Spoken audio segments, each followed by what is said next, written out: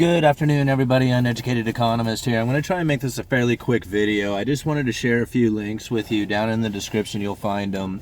Talking about homelessness. Now, I wasn't going to talk about this particular topic for a while because the last video I had done seemed to make YouTube a little upset with it. They turned the ad revenue off on it, like, as far as monetization.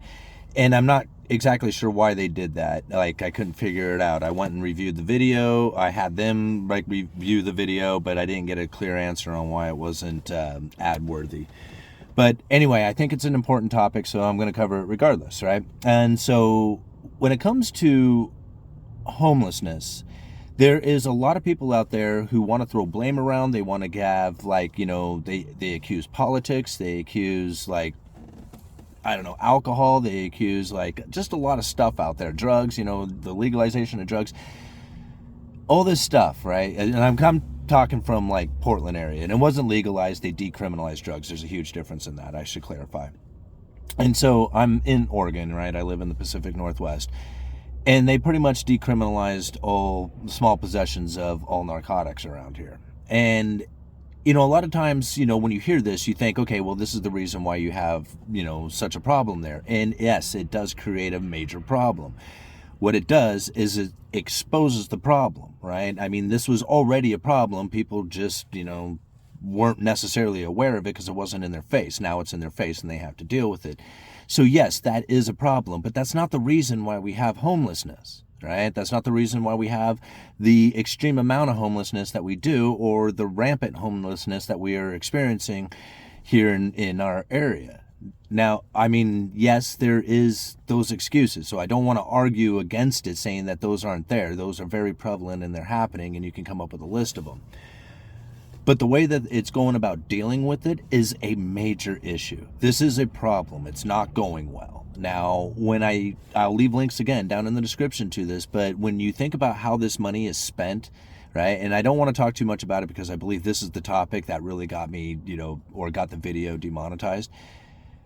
But when you think about how the money was spent, or how it is being spent, or what the idea of what this money was supposed to do, and it's not doing it, what was this intention for? This money was intended to do something, right? And it was going to help the homeless, and everybody says, well, that's the obvious thing, but that's not what it did. It's doing something else because it's not going to help the homelessness, right? Now, again, I'm going to leave that link down in the description for you. One of the positive things that I see coming from this, and this is really what I wanted to talk about in this video, is the actions that are needed to be taken in order to really solve this problem, right? Now, I have to give it credit that when you are trying to educate the youth on how it is that you are going to go about fixing a problem or resolving the problem, or at least just battling it, that's where it starts. It starts in the youth, right? Educate them while they're young, right? And if you teach them while they're young, they will be able to raise into an environment, or at least have some sort of ability to have a social impact that they at least feel is appropriate because they have been, thinking about this since, they were a kid. That, to me, is probably one of the better ways to go about it. But the ultimate problem with this is that there's no way you can fight homelessness. Period. It's going to get worse. Now, if you understand why it's going to get worse, then you can understand that all the effort that is going into this is really futile. If you think about it, right, this has more to do with an economic impact than it does with drugs or education or, politics or laws or any of this other stuff, right? Because if Cantillon can describe how it is that when new money comes into an economy, how it separates the rich from the poor and eventually drives the lower class deeper into poverty, until one day the new money turns off and everybody falls into poverty. This is something that was described, the increase and decrease of money to a state has been described hundreds of years ago. Right? And to think that these economic forces aren't at play today is not wise. Right? These are economic forces that are most definitely at play that nobody really talks about. You have to think about the Pacific Northwest, especially all of the East or the West Coast has really got a lot of new money coming in for a lot of various reasons. You know, you think about the entire West Coast has a lot of shipping ports involved with it, has a lot of agriculture, a lot of exports going on. This is one of the reasons why you see the issues that are taking place here. Now, you can see examples of like increasing decrease of money to a state when manufacturing starts to leave.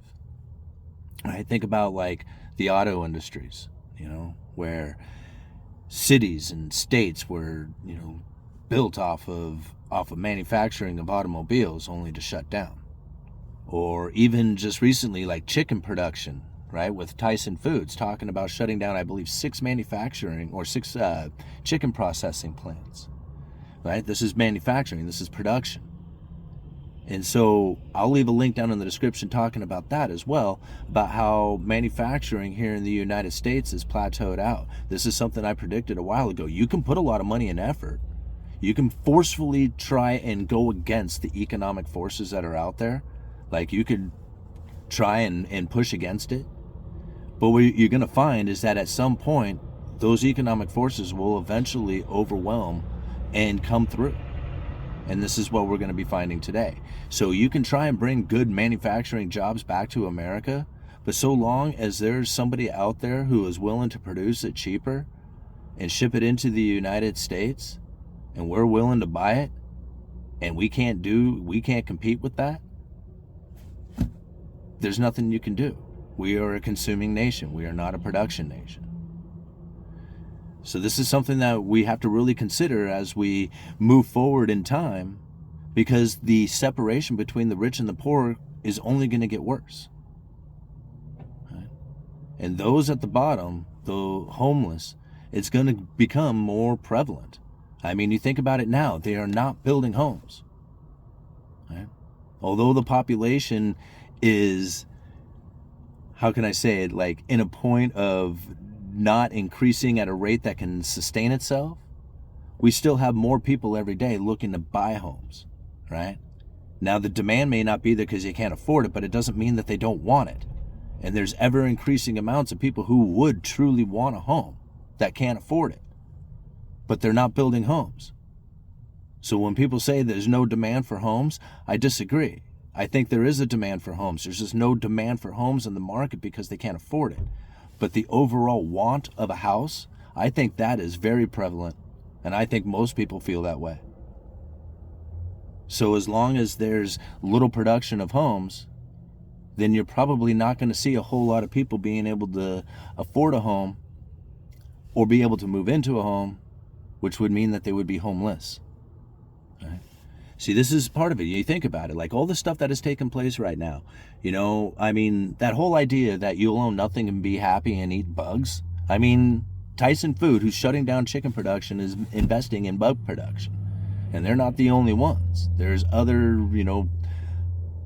other protein factories, manufacturers, producers, of hogs or beef or whatever, who are moving into, literally raising bugs for protein.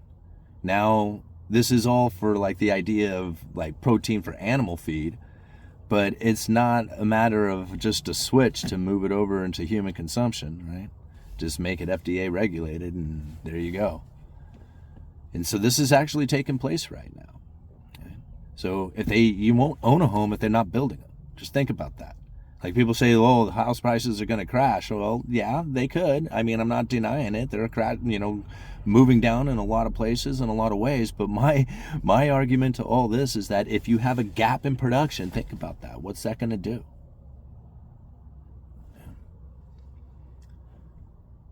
I don't know, guys. This economy is not one that can be easily understood or predicted. It's not one that we have ever experienced in the past. History never had a fiat currency that was the world reserve currency, that has lasted as long as this, that has moved through time, changing and evolving as dramatically as this one has. Right? See, this is one of the reasons why I keep telling people they need to understand the Fed's strategy. Something that I was not trying to defend myself or anything against it, because I don't feel I really need to, but a lot of people are calling me like a shill for the Fed, and I just laugh at this, and I'm thinking, I give you guys the Fed strategy unlike anybody else is really talking about, and I'm a shill. Like, here I'm exposing something that they really don't want everybody to know. Like, if they wanted everybody to know it, it would be on the news. But yet this is stuff that's coming from their own words. I mean, these speeches that I'm reading, the stuff talking about how the 2% inflation target is no longer a target, but a 2% average inflation rate over time, and they have no formula for figuring it out. I mean, I think this is pretty crucial information that people should know, but yet I'm called a shill for the Fed for that? Come on, Studying this economics thing is not easy. Trying to not be somebody who is biased to politics or biased to investments or biased to, religion or something like that. It's difficult to navigate your way through this stuff, just taking in the information and being able to process it as you just can plainly see it. But the more I do it, the more I can see what has taken place here, right? Between the Cantillon effect and Gresham's law, the four economic theories, Cantillon effect, Gresham's law, Triffin's dilemma, the bullwhip effect, and then what I've kind of believed is to be my own theory, but it's not really a theory. They come right out and say it, and that's the credible threats. Once you put all this stuff together and you start thinking about it in this fashion, it really starts to make a lot of sense. It does to me. Like, I'm not really confused by the economy. People say, like, the Federal Reserve screwed up or whatever, and I'm like, this is exactly what they said they were going to do. Like, anybody who thinks differently is not following their speeches. Not following the real words that they say. Not the stuff that they go out on the news and talk about. Not the stuff that, is coming out. And, like, even the stuff that I use for links in my description are usually more or less propaganda for the people to know, right? But we talk about those things because this is what it is that everybody's talking about. But I incorporate my theories into just about everything. And I know a lot of people disagree with my stuff. That's cool. I mean, we got to have a discussion on this stuff. And if we were all sitting around in an agreement, then that, who knows if we were wrong or not. But anyway, I don't know why I'm rambling. I got to go back. All right, Uneducated Economist, you guys let me know.